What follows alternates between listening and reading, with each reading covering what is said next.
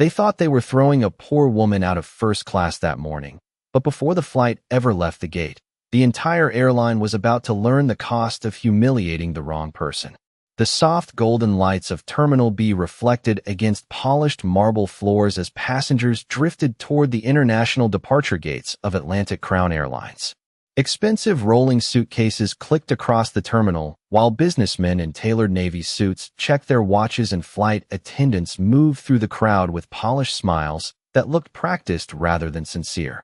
Near Gate 14, Evelyn Carter stood quietly beside the boarding lane, one hand resting on the handle of an old gray carry-on bag that looked far too worn for the luxury cabin she was about to enter. At 38, Evelyn carried herself with calm dignity, though nothing about her appearance suggested wealth. Her light beige sweater was simple, her white sneakers slightly faded, and her blonde hair tied loosely behind her neck. To most people passing by, she looked like an ordinary woman catching a delayed flight after a long week. And that was exactly how Evelyn preferred it. Years earlier, before her husband became one of the most influential figures in the aviation industry, she had promised herself never to become the kind of person who measured human worth through designer labels and polished appearances. While others chased status, Evelyn quietly invested her time into educational charities and children's literacy programs across the country. She believed kindness mattered more than wealth. Unfortunately, not everyone inside Atlantic Crown Airlines shared that belief. First-class boarding now, the gate agent announced through the speaker system. The line immediately shifted as wealthy passengers stepped forward with quiet entitlement, some barely acknowledging the employees scanning their passes. Evelyn waited patiently until the crowd thinned before approaching the gate with a gentle smile. "Good morning," she said softly, handing over her boarding pass. The young gate agent scanned it, but her expression changed almost instantly. Her eyes moved from the screen to Evelyn's clothes, then back to the screen again. "One moment," she said carefully. Evelyn remained calm. "Of course." The agent rescanned the ticket twice more before forcing a polite smile that failed to hide the uncertainty in her eyes. "You're in seat 2A?" she asked. "That's right." Behind Evelyn, a sharply dressed woman wearing oversized sunglasses and a cream-colored designer coat glanced over with visible irritation. "Is there a problem?" she asked loudly enough for nearby passengers to hear. The gate agent hesitated. "No, ma'am. Just a system verification." The woman's eyes narrowed as she looked Evelyn up and down. "First class?" she muttered quietly to the man beside her. "Interesting." Evelyn heard the comment, but chose not to respond. She simply accepted her boarding pass and walked down the jet bridge in silence. The aircraft cabin glowed with soft amber lighting, the wide leather seats arranged in private suites with polished wood finishes and crystal water glasses already prepared beside each seat. A flight attendant greeted passengers near the entrance with the warm smile expected from luxury service, but when Evelyn stepped aboard, the woman's expression briefly faltered. "Welcome aboard," the attendant said, though her tone carried hesitation. Evelyn nodded politely and moved toward seat 2A near the front window. As she placed her small carry-on beneath the seat compartment, she noticed another flight attendant whispering something while glancing in her direction. The older businessman seated across the aisle lowered his newspaper slightly, studying her with open curiosity. Then came the whispering. Quiet at first, barely audible, but enough. "Maybe she's in the wrong cabin. Probably upgraded by accident. Did you see her bag?" Evelyn stared calmly out the oval window at the rain-covered runway lights glowing against the early morning fog. She had experienced moments like this before. Wealthy people often assumed simplicity meant weakness. They mistook humility for lower status because they had spent too long living in environments where appearances mattered more than character. A few minutes later, the lead flight attendant approached her seat, holding a tablet. Her polished smile looked thinner this time. "Ma'am," she said softly, "may I see your boarding pass again?" Evelyn handed it over without argument. The attendant examined the screen carefully, then glanced at Evelyn's sweater before looking back at the tablet once more. "I apologize," she said, though her expression suggested otherwise. "There appears to be a discrepancy with your seating assignment." The cabin slowly grew quieter. Nearby passengers pretended not to listen while clearly listening to every word. Evelyn remained composed. "A discrepancy?" "Yes, ma'am." The attendant straightened slightly. There may have been an issue during check-in. The woman in the designer coat smirked openly now, folding her arms as if the situation had already confirmed her suspicions. Across the aisle, someone quietly lifted a phone beneath the armrest, preparing to record what might happen next. Evelyn noticed all of it. The stares, the judgment, the anticipation. But her face never changed. Because what none of them understood was that somewhere far above the clouds, long before this flight would ever take off, a single phone call was already moving through the executive offices of Atlantic Crown Airlines. And by the time that call reached the cockpit, the people humiliating Evelyn Carter would wish they had treated her with simple human decency. The lead flight attendant continued staring at the tablet for several uncomfortable seconds while the silence inside the cabin slowly thickened. The soft hum of the aircraft ventilation seemed louder now, mixing with the distant clatter of luggage bins closing farther down the aisle. Evelyn sat perfectly still beside the window, her hands folded calmly in her lap, while the passengers around her watched with growing curiosity. "What kind of discrepancy?" Evelyn finally asked quietly. The attendant forced another corporate smile, though tension was beginning to show around her eyes. "It appears there may have been an issue connected to the reservation profile attached to this seat." Evelyn nodded once. "I booked the ticket 3 weeks ago." "I understand, ma'am." The attendant glanced again at Evelyn's sweater and faded carry-on bag. "But first-class reservations on this route are usually tied to verified executive accounts." The implication hung heavily in the air. Nearby passengers exchanged knowing looks. The woman in the cream-colored coat leaned back in her seat with visible satisfaction, as though she had already decided exactly who Evelyn was. "I knew something felt off," she whispered to the man beside her. "People always try to sneak into premium cabins." The man chuckled quietly. Evelyn heard every word, but her expression never shifted. Years ago, comments like that might have hurt her. Back before she learned how quickly people revealed themselves when they believed someone lacked status. Now she simply observed them with the quiet sadness of someone who understood that wealth often exposed character rather than improved it. The attendant cleared her throat. "Would you mind stepping with me to the front galley while we resolve this?" Several heads turned immediately. A younger passenger across the aisle lowered his headphones completely now, openly watching. Somewhere near the back of the cabin, a phone camera subtly tilted upward again. Evelyn slowly stood from her seat. The movement was graceful, controlled, almost gentle. No anger, no embarrassment, just dignity. And somehow that composure unsettled the flight attendant more than outrage would have. As Evelyn followed her toward the front galley, the polished heels of the attendant clicked sharply against the cabin floor, while Evelyn's quiet footsteps barely made a sound behind her. The contrast between them felt impossible to ignore. Near the cockpit entrance, the attendant lowered her voice. "Ma'am, I need to ask directly. Did someone purchase this ticket?" For a brief moment, nobody inside the cabin moved. The silence felt strange now, heavier than before, as though everyone sensed they were watching something they would later regret.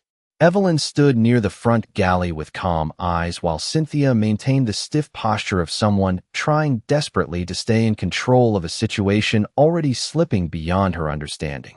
Outside the cabin, Evelyn repeated softly, "Yes, ma'am," Cynthia replied, her voice tightening under the attention of the surrounding passengers. "Until we can properly verify your reservation status." Evelyn glanced once toward seat 2, where her small carry-on bag still rested beneath the seat. The younger attendant shifted uncomfortably nearby, clearly uneasy with how public the situation had become. But Cynthia was too committed now to reverse course. Pride had already entered the equation, and pride often pushed people further than cruelty ever could. The woman in the cream-colored coat gave a small laugh from her seat. "Honestly, this should have been handled before boarding." Several passengers nodded quietly in agreement. One older man folded his newspaper with visible annoyance. "We paid for premium service," he muttered. Not confusion. Evelyn lowered her eyes for just a second, not out of shame, but disappointment. She had spent years funding scholarships for children whose families could barely afford groceries. She had sat beside homeless veterans at charity dinners and listened to single mothers cry over medical bills. Yet somehow the deepest forms of judgment always came from polished environments like this one, where kindness disappeared beneath expensive fabric and first-class entitlement. Cynthia gestured toward the exit door leading back to the jet bridge. Right this way, please. Every eye in the cabin followed Evelyn as she began walking slowly down the aisle. The atmosphere shifted the moment she moved. Conversations stopped completely. Even the soft background music playing through the cabin speakers suddenly felt distant. The click of Cynthia's heels echoed sharply ahead, while Evelyn's white sneakers made almost no sound against the carpeted floor. It felt less like a routine seating issue now and more like a public removal. Near the center aisle, Evelyn noticed a young mother holding a little girl near the window seat. The child looked at Evelyn with innocent confusion, too young to understand status or embarrassment. Evelyn offered the little girl a gentle smile as she passed. The child smiled back immediately. Children still recognized humanity before hierarchy. Adults often forgot how. Behind them, someone whispered quietly, "This is embarrassing." Another voice answered, "If she could not afford first class, she should not have tried." Evelyn continued walking without reacting. Her composure only made the situation more uncomfortable for the people watching. There was no anger for them to justify their assumptions against. No scene, no argument, just quiet dignity moving through humiliation with unsettling grace. As they reached the aircraft door, the younger attendant suddenly hurried forward again, holding the tablet tightly against her chest. "Cynthia," she whispered nervously, "Operations is asking why passenger Carter has been removed from her assigned seat." Cynthia's expression hardened instantly. "Because verification is incomplete." But they specifically flagged her reservation as protected. Cynthia lowered her voice sharply. "Protected passengers exist on every flight. That does not mean she belongs in first class." Evelyn remained silent beside them while airport staff passing through the jet bridge began noticing the tension near the entrance. A gate supervisor glanced over curiously. Inside the cabin, more passengers were openly staring now, sensing the escalation growing larger than a simple ticket dispute. Then the sound came. A sharp notification tone echoed from Cynthia's tablet. She looked down impatiently at first, expecting another operations message. But the moment she read the screen, the color slowly drained from her face. The younger attendant noticed it immediately. "What is it?" Cynthia did not answer. Her eyes remained frozen on the flashing red banner across the display. "Executive Operations Alert. Passenger Evelyn Carter. Do not remove under any circumstances." Cynthia stared at the red warning banner as though the screen itself had betrayed her. The confident authority she had carried moments earlier began slipping from her face piece by piece. Around them, the atmosphere near the aircraft entrance shifted almost instantly. Even the younger attendant standing beside her could sense something had gone terribly wrong. "What does it say?" the younger woman asked again, her voice barely above a whisper. Cynthia swallowed, before locking the tablet screen quickly against her chest. "Nothing," she answered too fast. But everyone nearby had already seen her reaction. Evelyn remained calm, standing quietly beside the aircraft door while passengers continued watching openly from their seats. The woman in the cream-colored coat leaned farther into the aisle now, clearly frustrated that the removal process had paused. "Are we delayed because of this?" she asked loudly. Cynthia straightened immediately, trying to regain control. "Ladies and gentlemen, thank you for your patience. We are resolving a seating verification matter." But the polished confidence in her voice was cracking now. The younger attendant glanced nervously toward Evelyn before speaking carefully. "Should we contact operations back?" Cynthia shot her a sharp look. "I know how to handle this." Yet deep down, she no longer did. Because protected passengers were not ordinary customers. Cynthia had worked luxury cabins for almost 12 years. She knew exactly what executive-level flags meant. Corporate executives, major investors, government officials, people connected to the airline at levels most employees never saw. And now she realized she had publicly escorted one of them out of first class in front of an entire cabin full of witnesses. The realization settled into her stomach like ice. Evelyn noticed the change immediately. Not fear exactly. Something worse. The beginning of regret. Still, she said nothing. Years of charity work had taught her that people revealed their true selves most clearly in moments where they believed there would be no consequences. That was why kindness mattered. Real character appeared when nobody important seemed to be watching. Outside the aircraft windows, Rain continued streaking softly across the glass while ground crew vehicles moved beneath the glowing runway lights. Inside the cabin, however, the air now felt tense and unusually still. Even the businessman across the aisle had stopped pretending to read his newspaper. Cynthia finally forced a tight smile toward Evelyn. "Ma'am, perhaps there has simply been a misunderstanding." The shift in tone was immediate enough that several passengers exchanged glances. Moments earlier, Evelyn had been treated like an inconvenience. Now Cynthia sounded almost cautious. "You asked me to leave the cabin," Evelyn replied quietly. Cynthia hesitated, temporarily, until verification was completed. Evelyn looked at her gently, not angrily. Somehow that made the moment even more uncomfortable. The younger attendant lowered her voice. "Cynthia, operations is calling again." Cynthia took the device with visibly tense hands and answered quickly. "This is lead attendant Cynthia Reynolds." A pause followed. Her expression changed almost instantly. "Yes, she is here." Another silence. Then the remaining color disappeared from her face entirely. Nearby passengers could only hear fragments now. "No, sir. I was not informed." "Yes, sir. I understand." The call ended. Cynthia stood motionless for several seconds before lowering the tablet slowly. The younger attendant looked terrified now. "Who was that?" Cynthia answered quietly without taking her eyes off Evelyn. "Executive operations from headquarters." The words traveled farther through the silent cabin than she intended. Several passengers immediately sat straighter. The woman in the cream-colored coat stopped smirking altogether. Cynthia turned toward Evelyn carefully now, almost as though speaking to someone far more powerful than she had first assumed. "Ma'am," she said softly, "would you please return to your seat?" Evelyn studied her for a brief moment. "Has the discrepancy been resolved?" Cynthia's throat tightened. "Yes, ma'am." Evelyn nodded politely and began walking back down the aisle. But this time, the silence following her felt completely different. Nobody whispered now. Nobody laughed. Because somewhere beyond the cabin walls, people with real authority had finally entered the situation. And everyone on board could feel it. Evelyn returned to seat 2A with the same quiet composure she had shown from the beginning, but the atmosphere inside first class had completely transformed.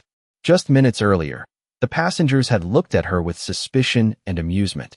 Now they avoided direct eye contact altogether.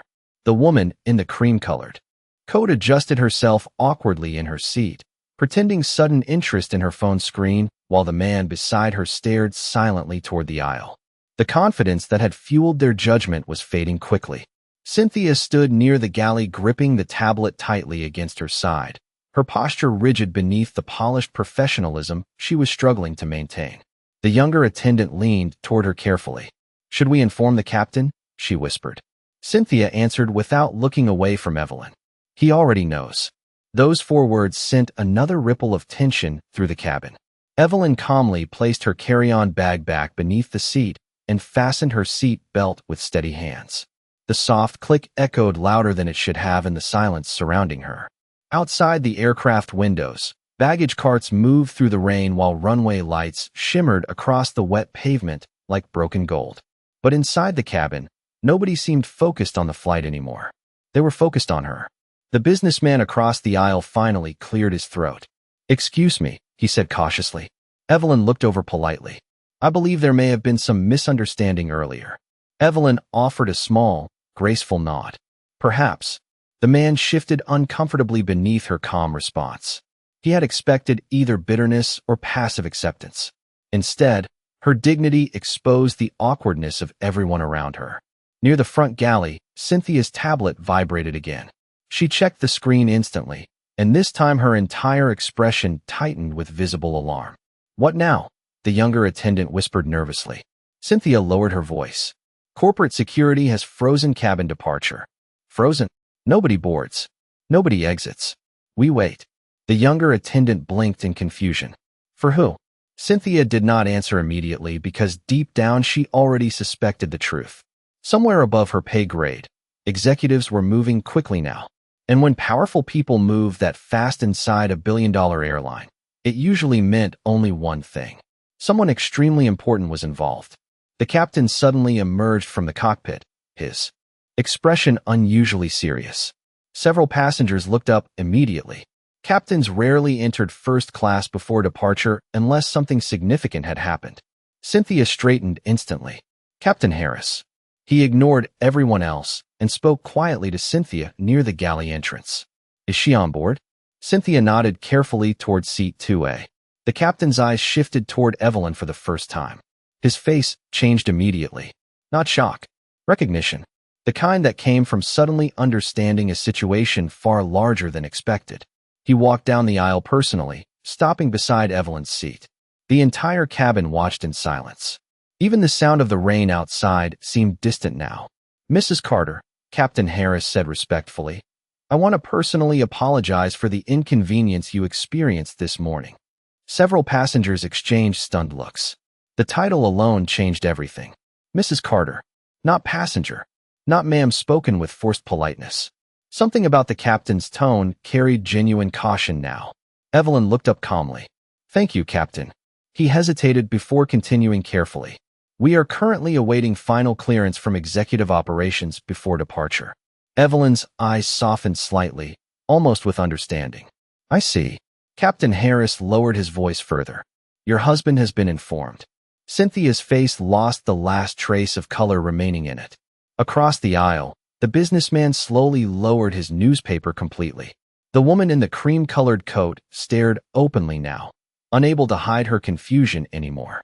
Because everyone in first class understood one thing at that moment. Airlines did not delay flights for ordinary passengers. They certainly did not involve executive operations, corporate security, and the captain himself over a seating issue.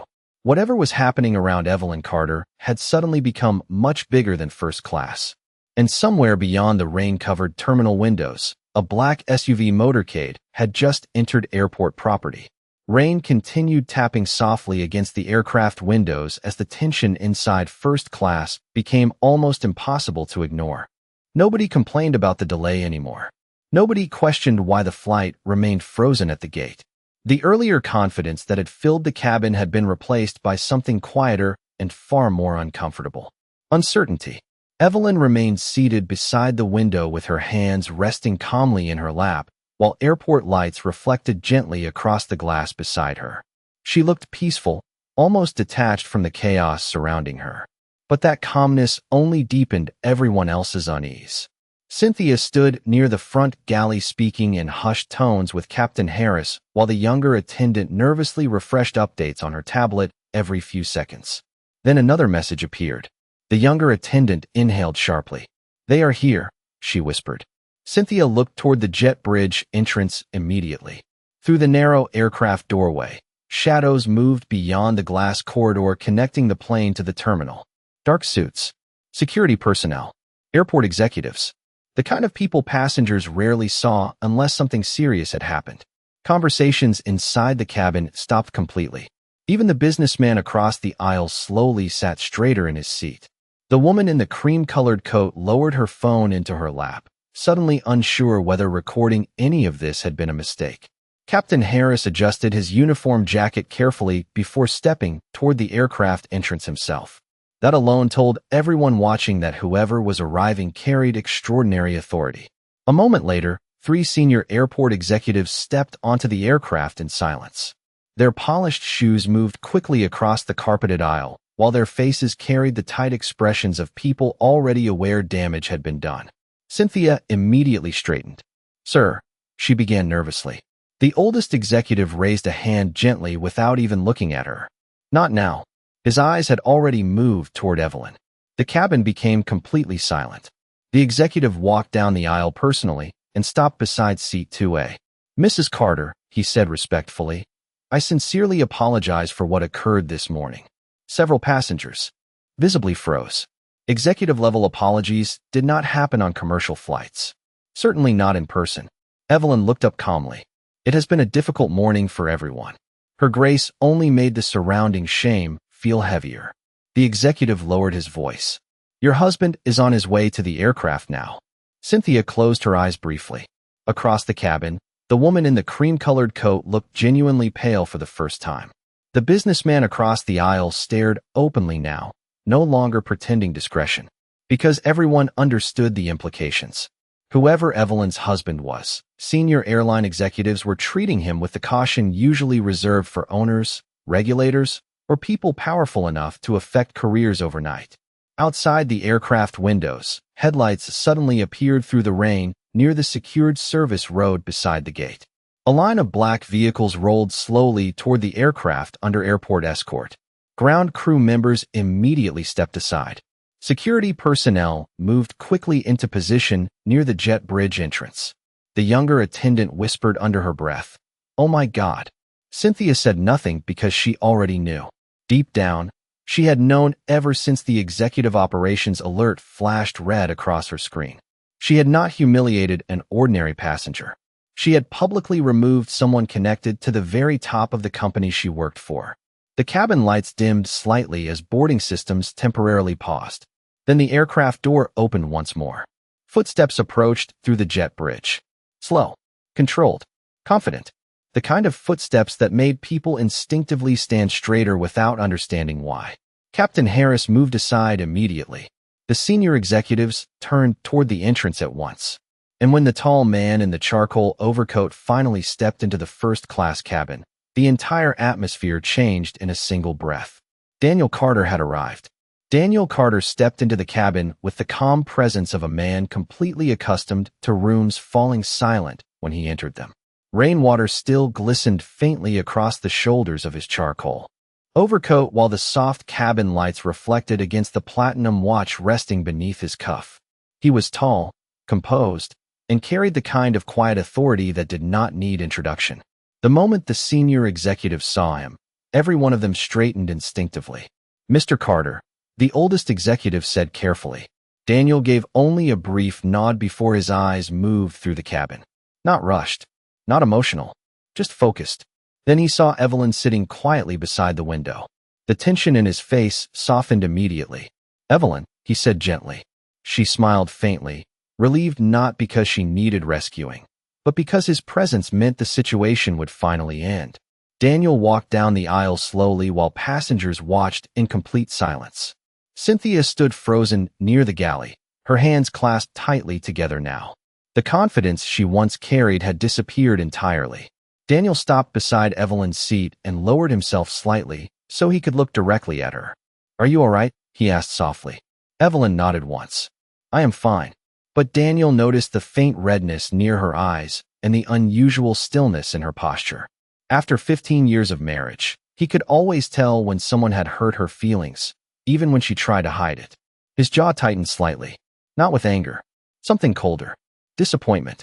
He stood again and finally turned toward the cabin staff. The atmosphere shifted immediately. Cynthia swallowed hard under his gaze. Daniel did not raise his voice. He did not create a scene. Somehow that made the moment far more intimidating. "Which one of you asked my wife to leave her seat?" he asked calmly. Nobody answered right away. The silence stretched painfully across the cabin. Finally, Cynthia stepped forward carefully. "Sir, there appeared to be a verification issue involving the reservation system." Daniel looked at her for several quiet seconds. "A verification issue," he repeated. Cynthia nodded nervously. "Yes, sir." Daniel glanced briefly toward the executives standing behind him. "Interesting." He reached into the inside pocket of his coat and removed a slim black card holder.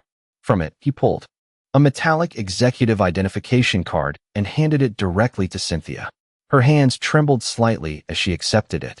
The moment she read the name beneath the airline crest, her breathing visibly changed. Chief Executive Chairman, Atlantic Crown Airlines Group. Cynthia looked up slowly, her face completely pale now. Around the cabin, passengers stared in stunned disbelief. The woman in the cream-colored coat covered her mouth with her hand. The businessman across the aisle blinked several times as realization finally settled across the cabin like a wave. Evelyn had not merely been connected to the airline. She was the wife of the man who owned it. Daniel's voice remained calm. "My wife purchased her seat legally 3 weeks ago." Cynthia could barely speak now. I understand that now, sir." Daniel studied her quietly. "Do you?" The words landed softly, but they carried more weight than shouting ever could. Nobody moved.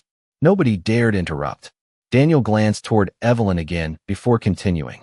"My wife spends most of her time building literacy programs for children who cannot afford books.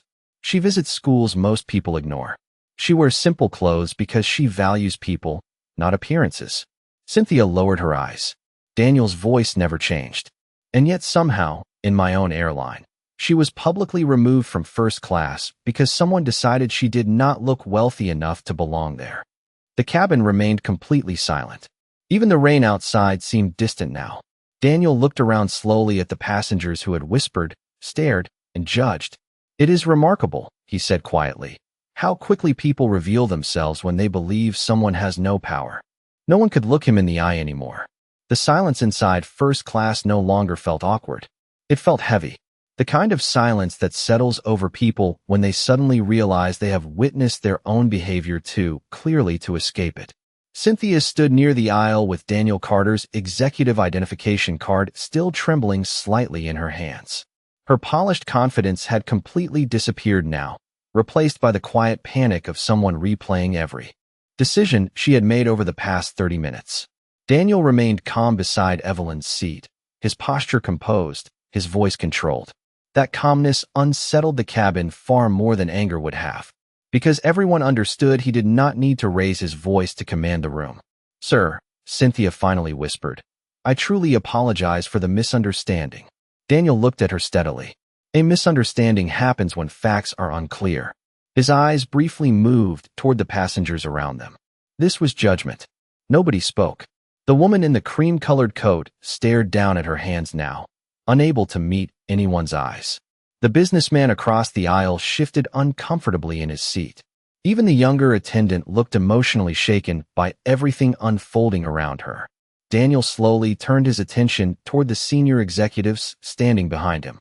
"How many hospitality training seminars has this airline funded over the past 5 years?" The oldest executive answered carefully. "More than 40, sir." Daniel nodded once. "And yet somehow our staff still believes expensive clothing determines who deserves respect." The words cut through the cabin with quiet precision. Cynthia looked devastated now. "Sir, I never intended to insult Mrs. Carter." Daniel's expression softened slightly, though disappointment remained in his eyes. "Intentions matter less than actions, Ms. Reynolds." Evelyn gently touched Daniel's arm then. A small gesture almost nobody would have noticed if the cabin had not been so silent. He looked down at her immediately. "Daniel," she said softly, "that is enough." Her voice carried no bitterness, no desire for revenge, only exhaustion. Daniel's expression changed the moment he looked at her. The cold edge in his posture faded slightly. This was the woman who had spent years reminding him that power meant nothing without grace. The woman who still volunteered anonymously at public schools despite living a life most people could barely imagine. Evelyn glanced toward Cynthia. "People make mistakes." Cynthia looked stunned by the kindness in her voice. Daniel exhaled quietly before turning back toward the cabin. "My wife believes in second chances," he said. "That is one of the reasons I admire her." The woman in the cream-colored coat finally spoke, her voice smaller now. "Mrs. Carter, I am sorry for what I said earlier." Evelyn gave her a polite nod. "Thank you." The simplicity of that response somehow made the shame inside the cabin feel even stronger, because Evelyn could have humiliated every one of them if she wanted to. Instead, she remained gracious while the people who judged her sat trapped inside their own embarrassment. Captain Harris stepped forward carefully. "Sir, Executive Operations has cleared the flight for departure whenever you are ready." Daniel looked toward Evelyn. "Would you still like to travel today?" Evelyn smiled faintly.